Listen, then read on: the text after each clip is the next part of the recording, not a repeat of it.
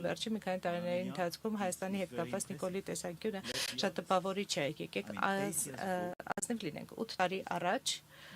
ոչ ոք այստեղ չէր գա եւ այն փաստը, որ մենք այսքան շատ առաջին այցեր ունենք ձեր երկիր, իսկապես լավ ցուցանիշ է, որովհետեւ 8 տարի առաջ այս երկիրը շատ սաղանի շուրջ նստած պատիվ երկրների կողմից դիտարկվում էր որպես Ռուսաստանի դե ֆակտո արմանյակ եւ Նիկոլը կազմակերպեց Թավշյա հեղափոխությունը եւ այն որոշեց ապառիսկայնացնել երկիրը եւ շահեց դրա արդյունքում եւ այն որոշեց որ խաղաղությունը եւ Եվրոպան առաջնային ձգտումն են եւ այն դիմադրությունը որ կա Ուկրաինայում Հայաստանի ռազմավարությունը այն ինչ որ արվեց ու Մոլդովայում ինչպես նաեւ շատ այլ երկրներում որոնք նստած են այս ցեղանի շուրջ ցույց է տալիս որ մենք որպես եվրոպացիներ մենք որոշել ենք անցյալ մի քանի տարիների ընթացքում մի ազանգ հնչեցնել միասնաբար զարթոնքի համար եւ հենց ռազմավարական ինքնավարությունը հենց այսպեսի մեծ ուժի միտված Շնորհակալություն, այո։ Շատ շնորհակալություն մեզ հյուրընկալելու եւ այս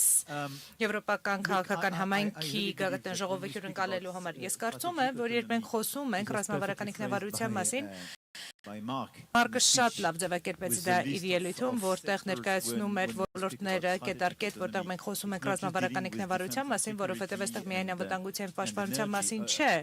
եւ էներգետիկայի մասին չէ, այլև զբաղադրիչները առանցքային են, այդ թվում նաեւ պարանային ասպեկտները, բայց մենք պետք է խոսենք տիեզերքի, ինչպես նաեւ կիսահաղորդիչների մասին, որովհետև անհրաժեշտ է ապահովել կայուն ռազմավարական ինքնավարություն եւ պաշտպանության ոլորտում, որովհետև երբ մենք խոսում ենք օրինակ կիսահաղորդիչների մասին, եթե դու կախվածություն ունես այլ երկրներից, ապա անհրաժեշտ է դիտարկել գլոբալ տնտեսության ինտեգրումը եւ մեր ամբողջական նորարարական համակարգը, որովհետեւ մեր ռազմավարական ինքնավարության ձևավորումը պահանջում է շատ ավելի մեծ կենտրոնացվածություն այն հիմնասյուների վրա, որտեղ մենք ունենք գերկախյալություններ։ Եվ իհարկե, նաեւ փոխանցած տարիների ընթացքում մենք փորձառեցինք այս գերկախյալության արդյունքները։ Կոവിഡ്ի ժամանակ մենք խոսում ենք դիմակների մի շարք բժշկական միջոցների մասին, ինչպես նաև Ռուսաստանի պատերազմը Ուկրաինայի դեմ բացահայտեց մեր գազի Ռուսաստանի գազից ունեցած գերկախյալությունը։ Մենք փորձառում ենք մեր գերկախյալության ծանրությունը, երբ խոսում ենք ամերիկյան հովանոցի մասին, մեր պաշտպանության եւ անվտանգության մասին սիասենյակում գտնվող փիղն է, Մարկը խոսեց դրա մասին, որովհետեւ նա ավելի մոտ է զգում իրեն եվրոպացիներին, քանի որ մենք միասնական ենք եւ հասկանում ենք, որ պետք է ավելի միասնական լինենք, որովհետեւ սա կասկածի կամ հարցականի տեղիք չէ, որ երբ մենք խոսում ենք այն մասին, որ իհարկե ամերիկյան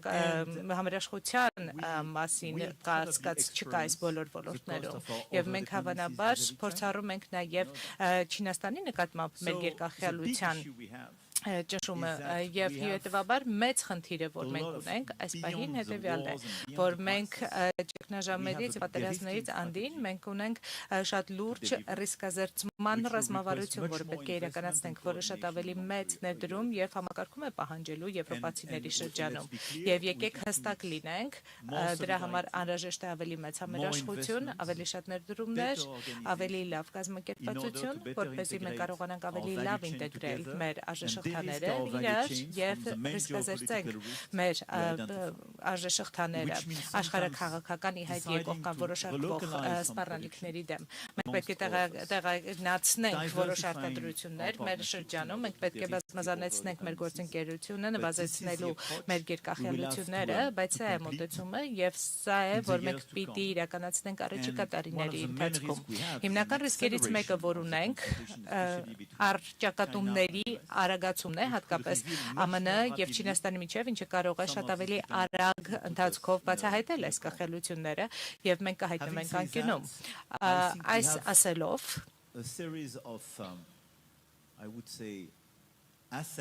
Կարծում եմ մենք ունենք մի շարք ակտիվներ, առավելություններ, որոնք մենք ամենայն հավանականությամբ թերագնահատել ենք, եւ սրանք հիմնական կապերն են, որոնք աշխարհագրականից անդին են։ Եվ իսկապես կարծում եմ, որ ժողովրդավարությանը ուղղված մեր հավատամքը, կանոնների վրա հիմնված աշխարհակարգը, ինչպես նաեւ բաց եւ ազատ առևտրի նկատմամբ հարգանքը, կլիմայի փոփոխության նկատմամբ հավատքը, նորարարության եւ լուծումների միտված մոտեցումներով ավելի սրտացնում է մեզ եւ որ բարձրացնում է մեր կանխորոշելիությունը այս օրակարգին արձագանքելու համար եւ սա շատ լուրջ առավելություն է ի հակադրություն շատ այլ ոչ եվրոպական դերակատարների նկատմամբ պես դիտարկմծոցի երկրները ասիական երկրները լատինամերիկյան եւ աֆրիկյան երկրներն նրանք ուզում են կանխատեսելի գործընկերներ ունենալ եւ երբեմն մեր շահերը կայուցե համապատասխան չլինեն բայց եթե մենք մեր օրակարգը իրականացնում ենք որպես կանխատեսելի սա իմաստ կունենա կարծում եմ մենք շատ կարևոր դերակատարում ունենք նաեւ Հորմուզի ջրանցքի հետ կապված իրավիճակում եւ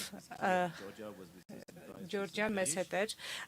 երբ մենք կազմակերպեցինք մեր այս վերջին հանդիպումը մենք շատ ասիական եւ աֆրիկյան երկրներ ունենք եւ ծոցի երկրներ ունենք եւ շատ տպավորիչ էր տեսնելու նրանց մասնակցությունը եւ նրանց օրակարգերի համաձայնեցվածությունը եւ կարծում եմ որ վստահաբար մեզ վստահում է ԱՄՆ-ն, բայց մեզ հարգում են եւ վստահում են նաեւ իրանցիները։ Իհարկե մենք միամիտ չենք Իրանի հետ կապված, բայց նաեւ չենք պատերազմում նրանց հետ, ինչը ստեղծում է մի համատեքստ, որտեղ այս ամենը փոխկապակցվածության մեջ կարող է նշանակել, որ մենք կարող ենք ծառայություններ մատուցել դիվանագիտական, տնտեսական, ֆինանսական իմաստով, որպեսզի կարողանանք դյուրացնել Հորմուզի ջրանցքի բացումը եւ բացառևտուրը եւ սա ռազմավարություն է, որտեղ ացաշաբաթվա ընթացքում մենք ունեցանք Լոնդոնում հանդիպում եւ հիմա մենք այդպիսի իրավիճակ ենք, որտեղ մենք կարող ենք դյուրացնել այսպիսի բացումը, ինչը մեզ դնում է այդպիսի իրավիճակում, որտեղ մենք կարող ենք լինել